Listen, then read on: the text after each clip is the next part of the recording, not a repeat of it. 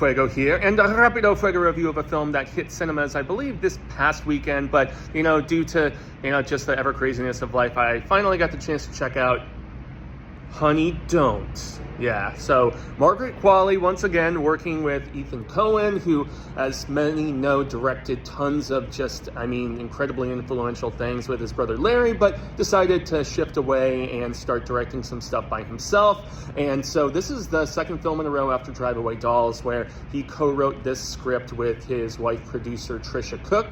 And so, once again, you've got a darkly comedic vibe with a little bit of criminal undertone sort of stuff sprinkling around. And right off the bat, that the noir feel of this that they're going for is incredibly apparent with just the silent opening that I'm not going to spoil anything in this review of, but it really set the tone as far as just beauty, the aspect of femme fatales being in the play, and also the fact that you have Margaret Qualley returning after working with Ethan on Drive Away Dolls. And her star is Rising, man. I give her major creds, and because she's great in this. In fact, all of the acting is tremendous in this. You have Aubrey Plaza. It's one of the first things I've seen her in since, the familial tragedy stuff went down with her, which was, super sad about her hubby. But so she's in this. You've got Chris Evans, and god damn do I love when Chris Evans plays an asshole. He's like this four-way temple guy who runs this church, man.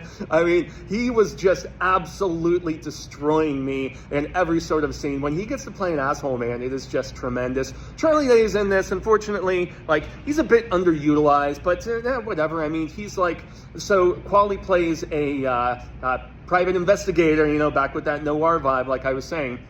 And Charlie Day is the confidant that she has in the Force, because, they all too often have one of those. But, another big thing in this is that Qualley's character is a pretty, raging lesbian, and, for the set, which is obviously super cool. But it is, interestingly enough, the second film in a row where you've got Ethan Coen and his wife putting together a script, and in turn, Coen with his cinematographer filming something that is male gaze like a motherfucker, and you can tell where their kinks lie, because this really goes for it with a little bit more gratuitousness than I was anticipating, man. So yeah, you know what stuff they like to put on screen if it's two films in a row, which is fine, It was nice to look at, I guess, but I was like, wow, okay, guys, this is going on for a bit. So, at the end of the day, the acting is tremendous, the cinematography, just everything about the filmmaking is great.